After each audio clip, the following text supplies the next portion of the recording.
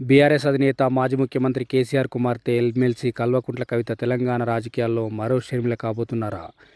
BRS party గీత దాటి ముందుకు వెళ్తున్నారా? ఇటీవలి కాలంలో ఆమె అనుసరిస్తున్న కార్యాచరణను గమనిస్తుంటే అనేక సందేహాలు తలెత్తుతున్నాయని రాజకీయ విశ్లేషకులు అంటున్నారు. కవిత అజెండా ఏమిటన్నది సందిగ్ధంగా మారింది. లిక్కర్ స్కామ్లో నిందితురాలుగా జైలుకు వెళ్లి వచ్చిన తర్వాత ఆమె వ్యవహార శైలి పూర్తిగా మారింది. పార్టీ అజెండాకు భిన్నంగా ఆమె చర్యలు కొనసాగుతున్నాయి. బెయిల్పై విడుదలై వచ్చాక కొద్ది కాలం మౌనంగా ఉన్నప్పటికీ ఉన్నట్టుండి ఒక్కసారిగా దూకుడు పెంచారు కవిత. భర్తతో కలిసి ఆమె విడిగా కార్యకలాపాలు చేపడుతున్నారు. తెలంగాణలో బీసీ కులగణన సర్వేను బహిష్కరించాలని బీఆర్ఎస్ పార్టీ నిర్ణయం తీసుకుంది. కానీ కవిత మాత్రం తన కుటుంబంతో సహా సర్వేలో పాల్గొనడమే కాకుండా అందుకు సంబంధించిన వీడియోలను కూడా విడుదల చేశారు. ఆ తర్వాత కూడా బీసీ కులగణన అందుకు సంబంధించిన అంశాలపై పార్టీ నిర్ణయంతో సంబంధం లేకుండానే మీడియా సమావేశాలు ఏర్పాటు చేసి తన వైఖరిని వ్యక్తం చేస్తూ వచ్చారు. ఒకవైపు పార్టీ అధినేత కేసీఆర్ ఆదేశాలు, వ్యూహ ప్రతివ్యూహాల ప్రకారం కేటీఆర్, హరీష్ రావు ప్రభుత్వంపై దాడి చేస్తుండగా కవిత మాత్రం తన సొంత అజెండాతో ముందుకు వెళ్తున్నారా అన్న చర్చ రాజకీయ వర్గాల్లో తీవ్రంగా జరుగుతోంది.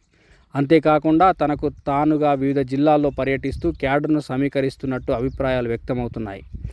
వరంగల్లో ఒక వ్యక్తికి ప్రమాదవశాత్తు ఫ్రాక్చర్ కాగా వెంటనే వరంగల్ పర్యటన ఏర్పాటు చేసుకుని అక్కడికి వెళ్ళి పరామర్శించి వచ్చారు కవిత. మొన్నటికి మొన్న ఒక వివాహానికి హాజరవుతూ మార్గమధ్యంలో పలు కార్యక్రమాలను ఏర్పాటు చేసుకున్నారు. 2-3 చోట్ల ఆగి తెలంగాణ తల్లి విగ్రహాలకు దండలు వేసి కార్యకర్తలను పలకరిస్తూ వెళ్లారు. శాసనమండలిలో సైతం బీసీ కులగణన సర్వేపై తన అజెండా ప్రకారమే మాట్లాడారు. ఆ తర్వాత అంబేద్కర్ జయంతి నినాదాన్ని ఎత్తుకున్నారు. ఏప్రిల్ 14న సెక్రటేరియట్ సమీపంలో తన తండ్రి ఏర్పాటు చేసిన 125 అడుగుల అంబేద్కర్ విగ్రహాన్ని గౌరవించకపోతే తామే గేట్లు బద్దలు కొట్టుకొని ముందుకు వెళ్ళి గౌరవించుకుంటామని ముఖ్యమంత్రిని హెచ్చరించారు కూడా. అంతకుముందు జగిత్యాలకు వెళ్ళి అక్కడ కార్యకర్తల సమావేశం ఏర్పాటు చేసి మాట్లాడి వచ్చారు. ముందు నుంచి కూడా జగిత్యాల నియోజకవర్గంలో కవిత గ్రౌండ్ వర్క్ చేసుకుంటూ వస్తున్నారు. తిరిగి మళ్ళీ తన నియోజకవర్గంపై దృష్టి సారించారు. అన్నిటికీ మించి సోదరుడు కేటీఆర్తో కానీ, బావ హరీష్ రావుతో కానీ సయోధ్య నిలుపుతున్నట్టు కూడా కనిపించడం లేదు.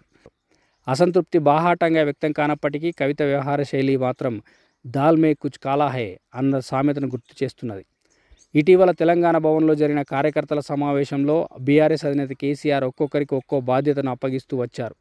సమావేశంలో తెలంగాణ జాగృతి ప్రస్తావన వచ్చినప్పుడు కూడా జాగృతి ముందులాగానే తన కార్యకలాపాలు కొనసాగిస్తుంది అంటూ చెప్పారు. అంతే తప్ప కవితకు ప్రత్యేకించి ఎలాంటి బాధ్యతలు అప్పగించలేదు. ఇది కూడా ఆమె కినుకకు కారణం కావచ్చని భావిస్తున్నారు.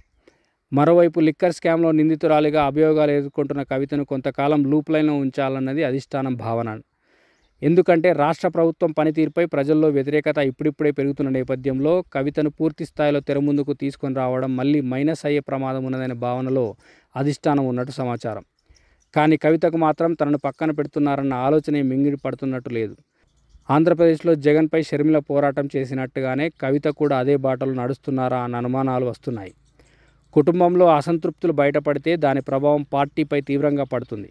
ఈ క్రమంలో బీఆర్ఎస్ అధినేత కేసీఆర్ ఈ కుటుంబ సమస్యను ఎలా పరిష్కరిస్తారో వేచి చూడాలి.